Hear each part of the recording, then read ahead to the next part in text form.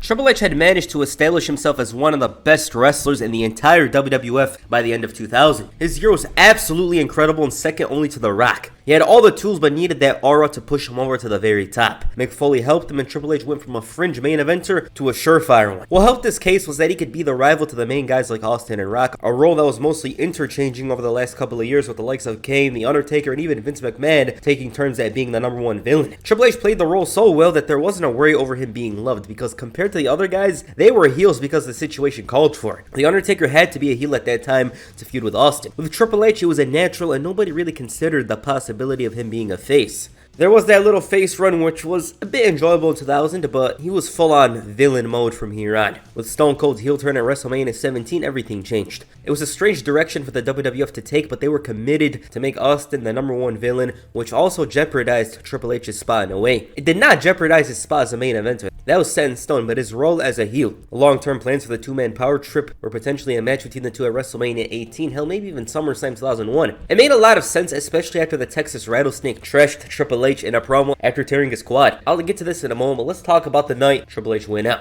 The tag team match between the two-man power trip and Jericho and Benoit on Raw was incredible. It's the greatest tag team match in Raw history, but as great as the match was, tragedy struck for Triple H because he tore his quad. This caused long-term damage to Triple H in many ways. For one, he had to be sidelined for 8 months. In addition, his wrestling style changed drastically, and coupled with his increased size, it wasn't a great combination, especially if you were a fan of the game pre-2002. He wasn't moving as fast as he did, and even though the matches were literally the very same, hell, his ring awareness and intelligence was much better. Without that pace he had and energy, his matches didn't hit the same. The torn quad forced Triple H to miss the Invasion, which might be a blessing in disguise. It certainly was for Chris Jericho and Kurt Angle. Those two had the most to gain, and Angle in particular was right next to Rock, the hottest babyface in the entire WWF, and naturally, the complexion of the entire company changed with the influx of talent brought in from WCW and ECW. But was that really a problem? No, his spot was set in stone. It was an intense rehabilitation period for Triple H, who knew that as grueling as this process was, it would be worth it the moment he returned. Vengeance 2001 was centered on him in a way. He was featured in commercials, the poster for the show, but he never appeared. But the fans didn't have to wait too long for the appearance because only 2 weeks later, vignettes aired of Triple H returning. They played U2's Beautiful Day with clips of Triple H recovering, and it's kind of funny because he's supposed to be this big bad heel, but you can't help but gain some respect for him. To fight this hard to return just in time to WrestleMania, and the fact that he was doing this with so much passion. Also, on the other side, the clips show him blasting others with a sledgehammer being a villain, but if their goal was to get Triple H liked, then they succeeded because the fans missed him. They appreciated the game. They loved him. Their return was set for the January 7th, 2002 episode of Raw at Madison Square Garden. An incredible atmosphere to welcome the once hated game back to the WWF. He was worried about the reaction. He was scared that they wouldn't care, but the moment his music played, that crowd lost it. This man had so much adrenaline radiating from him. That crowd welcomed him like he was stone cold or something. JR's fawning over him like he didn't get his ass beat multiple times by him. He had everyone on his side. Triple H was back, and he was back in a big way. The game told everyone who he was and said that he's back before confirming that he's entering the Royal Rumble. Kurt Angle decided to interrupt. JR was pissed, and the Olympic hero had a huge problem with his return. The fact that he went away for 8 months and takes away his own TV time. His major announcement was that he was entering his first Royal Rumble. Angle mentioned why he didn't enter last year, which was of course because he beat the game himself in a title match, and Triple H went right after him. After a small battle, dropped the Olympic hero with a pedigree. The game was back. He shed tears backstage over this entire thing due to the fact that it was finally over and went back to business as usual. Great return. It deserves to be talked about often, which it is because it was Madison Square Garden. First Raw of 2002, Triple H comes out. Everyone missed him. Everyone loved him. You can't help but admire the fact that this guy got the entire crowd to turn and love him. It's crazy. Later that week on SmackDown, he dropped a big show to stand tall before finally coming face to face with Big Evil. Stephanie McMahon on the side was getting into it with Deborah, talking good about her husband, and he had enough of her whining, but added that she told her that Austin said he's gonna kick Triple H's ass. This thing was heating up, and by the end of the night, the game went out there alone. He talked about last week and told JR that his comeback complete statement was wrong. His time in rehab, working 10 hours a day exercising to be another guy, was wrong. It was all to be the best. This Sunday, he'll win the Royal Rumble. Stone Cold interrupted and stood face to face with his former partner. Now remember when I said I'll get back to this. The talks of a match between Austin and Triple H make sense. It really does. But there was one big problem. Neither man was a heel. Austin's heel run from a financial perspective is probably the worst decision WWF had ever done,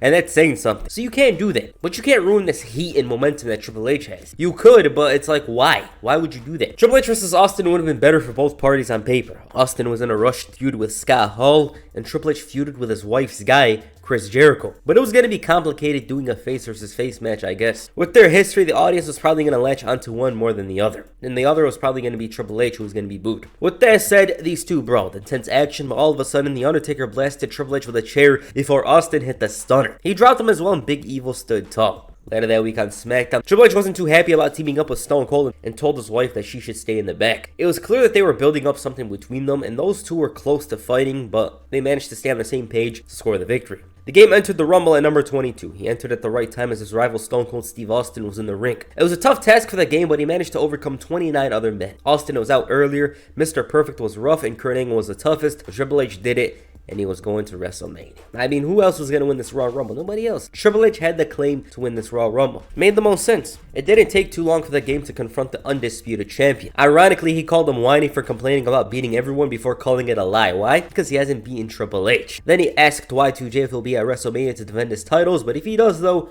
well, it's time to play the game. Kurt Angle interrupted. The Olympic hero refused to accept Triple H cheating to win. How? By not telling him that he's still in the ring after being thrown over, which was a stupid rule. You know, he's being a heel. And the what chants were on steroids here. Like, it was cracked up. It was ridiculous. But Angle wanted to beat him up now instead of later. Jericho tried taking advantage and the numbers got to the game. The Rock had to run in for the save and laid the smackdown on both of them. Despite this, it was clear that both men still had problems with each other. Rock mocked Triple H being all angry even though he won the Royal Rumble, but nonetheless, both men were on the same page. Triple H and Stephanie, not so much. She felt that Hunter had changed, but all he told her was to shut up. The main event went well, but his issues with his wife continued. He told her that her father is an asshole and said that Stephanie shouldn't be proud of being a McMahon. Then she mentioned how Triple H married her for the last name, but he assured her that it wasn't the case because the last name did nothing for him. She then said that maybe her father was right in thinking that Triple H wasn't good enough for her, so he flipped it over. He's like, oh, maybe everyone else was right about you. Christian ended up taking a beating because of this, because it's Christian. And the news of that argument got to the boss himself, and he tried to stack the deck against Triple H. Booker T as his opponent wasn't a big deal, and she tried to use this as a way to help Triple H, but he wasn't having it. Did she listen? No. Christian was out there, almost did something, and then Booker bumped Triple H the game into his own wife, leading to him stealing the win. So things went from bad to worse. Kurt Angle, meanwhile, was still on Triple H over the Rumble. He assaulted the game after their 6-man tag team match on SmackDown and caused trouble on Raw again after Triple H called him out. And when he did have a chance to confront him, there was a bunch of officers. Kurt Angle revealed that he had a match against him at No Way Out, and his title shot at WrestleMania was on the line. In a strange turn of events, Stephanie was all happy now. When called out, she promised that this news was going to change everything. The game wasn't too focused entirely on this thing because his father-in-law was plotting against him. Kurt Angle was taking advantage. He has to deal with this. She wanted them to renew their wedding vows. Triple H didn't understand why this family has to do everything in public, and she said that it's because everyone thinks she's a failure. It was a strong no from Triple H, but she was big. He wanted to know why. Turns out, she was pregnant. Attitude Era-esque segment. Too much drama. This was enough, though, to turn things around between the two.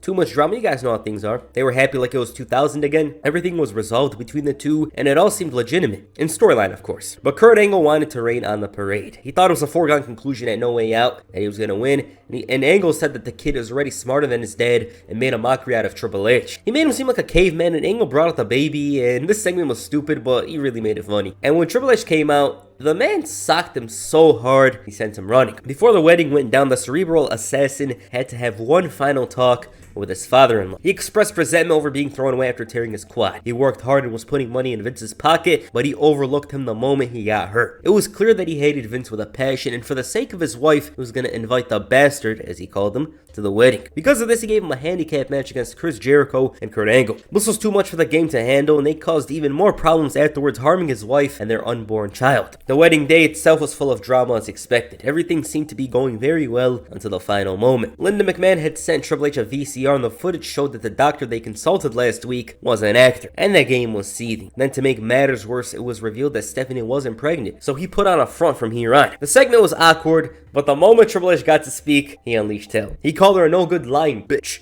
and Vince's reaction was amazing. Triple H said that he's done some terrible things, and he admits it. He's a bad person, but he'd never stoop this low. He's correct, he'd go lower. The marriage was like LA Knight, it was over. The father tried to do something, but he was dropped. He even pushed Stephanie down before throwing the wedding ring, and it was a great moment. I don't hear others talk about this as much as the original, which rightfully so. You know, the original was very, very memorable, but the crowd was into it, and it was awesome. I like this. It was cool. It gave Triple H another moment in this face run. The family, though, rebonded later that week, and Stephanie revealed that she was going to be the special guest referee for the match, and no way out. Okay, Triple H's tolerance from the McMahon family had grown thin over the last couple of months, and in addition, his resentment over Vince and his selfish acts had also made him see Stephanie in her true form. Annoying, a liar, a manipulator, and he had enough. With that said, let's talk about this match. Triple H was far too intense early on. He didn't make a single mistake and even sent his wife out of the match. Angle did integrate well into the match and slow down the pace, but then the ref got knocked down as well, leading to Stephanie returning to the match. Even then, Triple H was wrestling like he did early on. He had the match win, but Stephanie ruined everything and only made the game pissed. Kurt Angle takes advantage with some chair shots and hits the Angle slam for the victory. It wasn't that good, to be honest. They relied too much on drama despite not needing it, but Angle was going to WrestleMania. Or was he? Ric Flair the next night on Raw booked a rematch and threatened Stephanie that if she interferes, Triple H gets the title shot. Okay, I think they worked harder with this match. It's facts. Chris Jericho was on commentary watching the match. Angle was even more of a beast here, but it wasn't his night,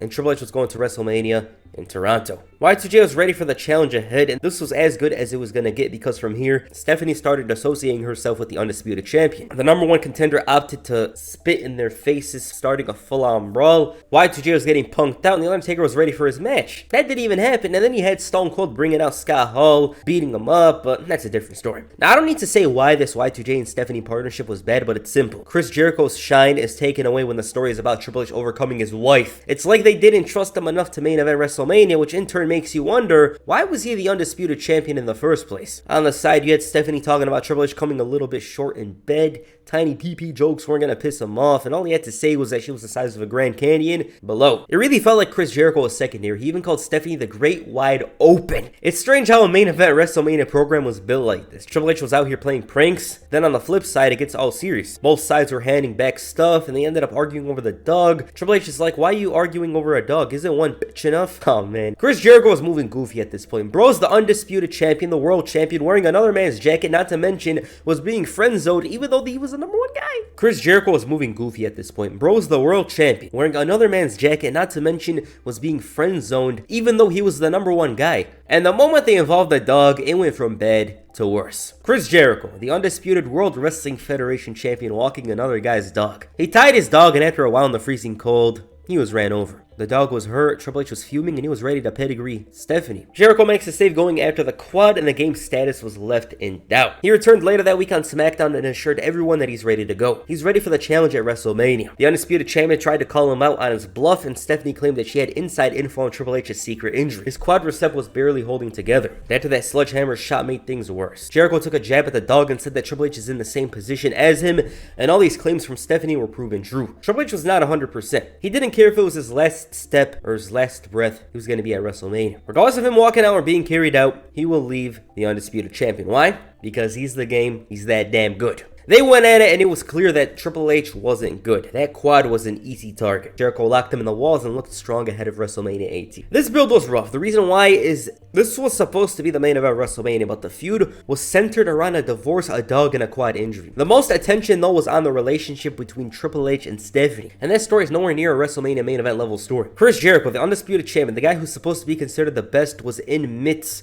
a title reign where he was seen as lucky and inferior when compared to The Rock, Stone Cold, and The Undertaker, let alone Triple H, who had all the momentum upon his return. He wasn't the right opponent. They didn't try to make him the right opponent, and maybe they should have just did Austin and Triple H anyways. There's going to be some problems, maybe Triple H having to turn heel again, but it certainly was going to be better than this once the bell rang. Triple H himself expressed disappointment over the build of WrestleMania, and during this TSN interview, it seemed like Hogan and Rock was initially the main event of WrestleMania 18. What's most important in this interview was his doubts over Y2J Chris Jericho's status as a main eventer. He felt that he still had a little more to offer before making it to the very top, despite being the world champion. With that said, I don't have any hate towards this match. It just didn't belong in the main event, but the only thing it had going for it was the title. Other than that, Hogan and Rock deserved this spot. After their match, the crowd was exhausted and hurt the main event. I thought it was decent if not good. They told the story of Triple H fighting through adversity, his quad, Chris Jericho cheating, Stephanie making things tough for him, but he managed to do it in the end. It was always going to end one way. It just didn't feel as big as WWF made it out to be because of the way the feud was handled. The next night on Raw, the game came out as the new undisputed champion. The two belts seem so much cooler to me. It feels like they conquered the world or something. Just wanted to mention it. Triple H said that when he tore his quad, he doubted he could come back, not to mention doubted he'll be as good as he was. But that was proven to be wrong last night at WrestleMania. Since he was happy, he wanted to spread some joy and played a clip of the pedigree on Stephanie. She wasn't smiling though and quickly told him that Chris Jericho wants his rematch next week. Triple H was so confident he wanted a handicap for the title, and she was laughing and calling him an idiot before he revealed that she was in the match. Triple H also said that they lose, Stephanie leaves the WWF. He was sick of the bitch attitude,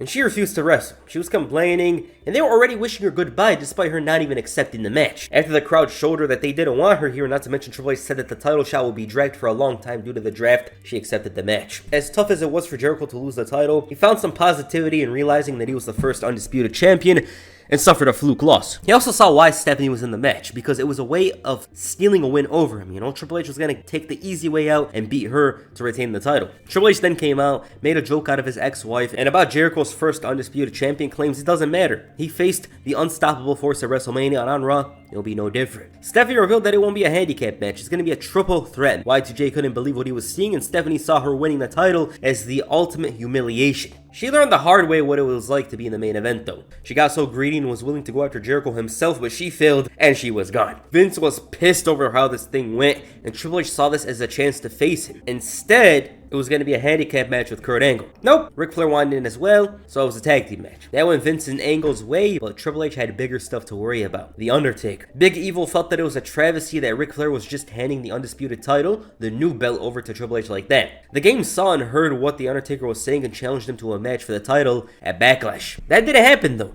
Instead, it was Hollywood Hulk Hogan. Why? Well, Hogan had a resurgence of sorts after becoming the Hulkster again, and there was a lot of interest in him leading the charge again. You know, ratings were down, buy rates were down, things weren't looking so well, so they thought to themselves, maybe Hulk Hogan's the solution. Triple H assured The Undertaker that'll get to him once he's done with Hogan, and about his thoughts, Hollywood Hogan was surprised as well that he got the title shot. It was strange. He said that if these fans want him to take the shot, he's gonna do it because there's nothing bigger than the Undisputed Championship. Triple H was hurt that he was gonna have to destroy somebody he looked up to his whole life. In the ring, he's just like everybody else. He's an obstacle, and all Hogan had to tell him was, what you gonna do when Hulkamania runs wild on you? Tensions would arise between the two after Triple H told Hogan not to help him out. This worked into Kurt Angle and Chris Jericho's favor. With that said, it was clearly a problem that Hulk Hogan was gaining hype and traction after wearing red and yellow. It was the worst thing that could have happened to Triple H because you almost never see the new champion fresh off WrestleMania have such a huge threat to their title. It almost never happens. It was clearly not supposed to be a transitional title reign. WWF weren't trying to give Triple H a 1-month title reign, but plans changed. The match itself was pretty dull. 2002 Triple H wasn't a world beater, not to mention Hogan was older. It was a simple Hulk Hogan match. His leg was taken out and the game went to work. Jericho decides to interfere, Undertaker came out as well and cost Triple H the title. Hogan didn't want it this way and ends up hitting a leg drop for the win. The game was seething. He was ready to unleash hell, but had enough respect to shake the new champion's hand. It was a smart tactic from The Undertaker, who was thinking ahead. The next night, though, the Game, who was drafted to SmackDown, decided to come out despite losing the title and dished out an assault. He made The Undertaker look like a jobber, which isn't said often, and on SmackDown, Triple H of course wanted his rematch, but McMahon didn't want to give in. He called Triple H a criminal for what he did on Raw and said that he's not getting a rematch because Chris Jericho never received a one-on-one title shot as well. So he booked the #1 contenders match. The Undertaker interfered and Y2J stole the victory. Because Triple H couldn't touch Chris Jericho, if he did he would be fired, Y2J did everything he could to piss off the Game. This was because of the title match, so right when he lost, Triple H whooped his ass. It was getting more intense with the father-in-law on the side. He was trying to take his girl, called him an old bastard, and was threatening his manhood. So instead of fighting him,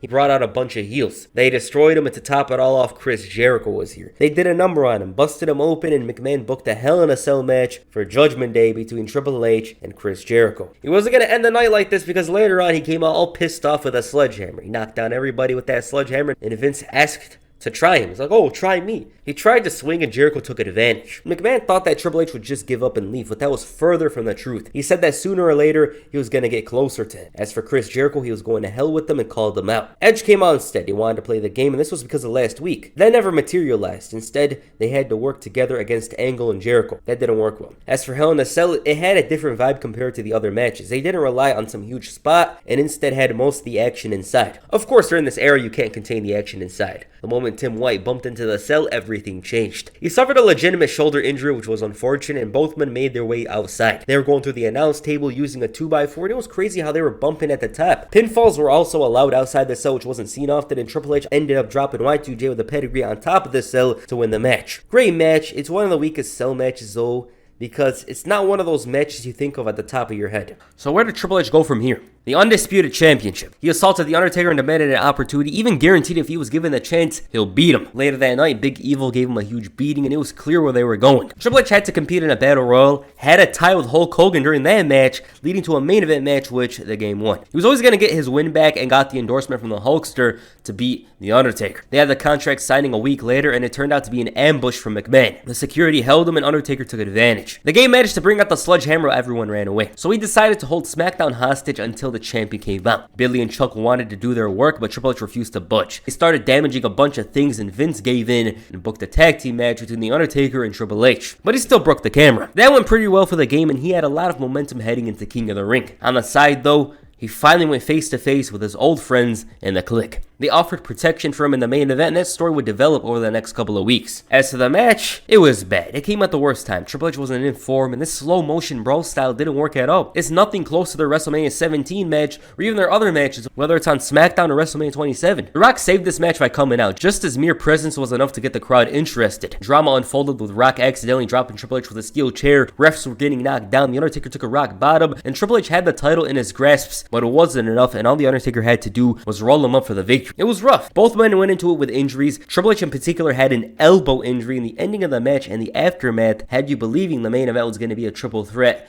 at Vengeance. Instead of Kurt Angle, it would have been Triple H. He had to remove bone chips and so was unable to wrestle at the show. Instead, this injury changed everything for the game. The NWO at that time wanted Triple H to join the group. HBK made it seem like he fell off, and it was clear where this was headed. They gave him until Vengeance to make his decision to join the NWO. He had two options: stay on SmackDown or sign with Raw. But later that night, Kevin Nash tore his quad and the NWO disbanded. So that story with HBK potentially coming in as a heel were scrapped. At Vengeance, Triple H made his decision. Stephanie revealed that they finalized their divorce, and Bischoff assured Triple H that he'll value him much better than he did back then in WCW. It was a tough situation for Triple H, an arrogant prick or a cold-hearted. He was making jokes at his ex-wife's expense, but in the end, he was leaning towards SmackDown because he knew what she was about. Bischoff, on the other hand, is a different story. Shawn Michaels interrupted. HBK wasn't interested in causing trouble, but reiterated his statements from 2 weeks earlier about bringing Triple H to Raw. He tried to convince him by teasing a DX reunion. This was enough for him to sign with Raw. DX was back the next night. The fans were hyped and interested in the reunion, but Triple H though didn't see it that way and had the pedigree on Shawn Michaels turning heel once again.